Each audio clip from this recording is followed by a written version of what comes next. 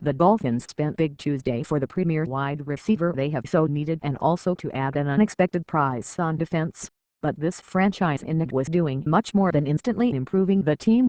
It was doing much more than just purchasing players. The Dolphins were buying excitement. They were nourishing the idea that maybe, just maybe, this once proud club is turning a real corner toward better days at last.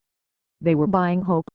Miami was the talk of the NFL on the first day for free agent signings Tuesday, the free-spending, active player, and you can admit it, it felt good.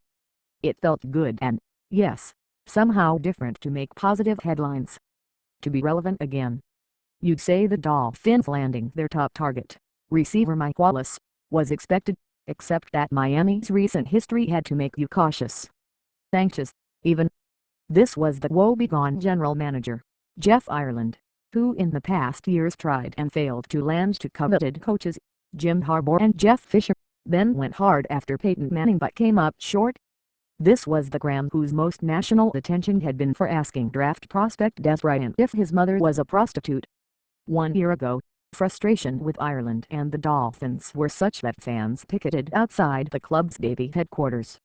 Well, Ireland began his extreme makeover on Tuesday. Funny how that happens when you have so much salary cap money to spend that you feel like the banker in a Monopoly game. So Miami landed Wallace, the former Steeler, for between $60 million and $65 million over 5 years. Crazy money? Yep. Overspent? Maybe. You know what, though? Hope is precious commodity. It is valuable. Besides, the top free agent a year ago, Vincent Jackson, didn't cost much less. And Kansas City just spent almost as much to re-sign its own receiver, Dwayne Bowe. Wallace is better than both. He is so fast he can turn out the bedroom light and be under the covers before the room goes dark. He might be the most game-breaking deep threat Miami has had since Irving Fryer in the mid-90s. Wallace means young quarterback Ryan Tannehill just got better, more dangerous. He means fellow receivers Brian Hartline, Davon Bess and a tight end to be named just got more open. He means running backs Lamar Miller and Daniel Thomas just got more running room. He means the defense just got a little more margin for error. And he means Ireland can close a deal. Because this was the one who didn't get away.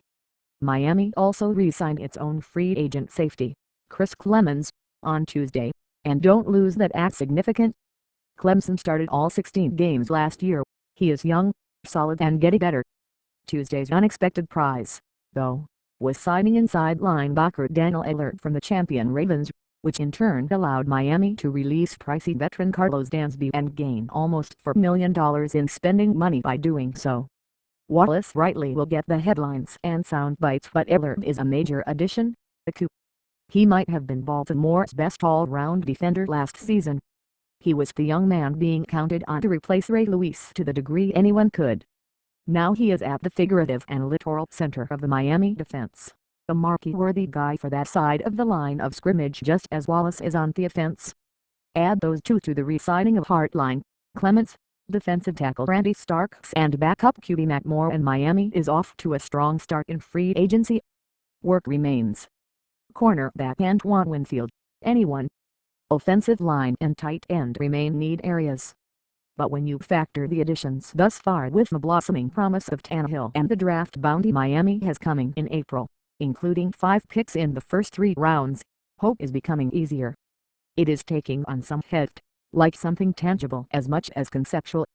The Patriots are still the Patriots, yes, but with the Jets and Bills in flux. Buffalo on Tuesday waived starting QB Ryan Fitzpatrick. Miami is clearly positioned as second best in the AFC East moving forward. The idea of an immediate end to the 4-season winless streak does not seem unreasonable. The idea of an end to the 13-year drought without a playoff victory does not feel like lunacy.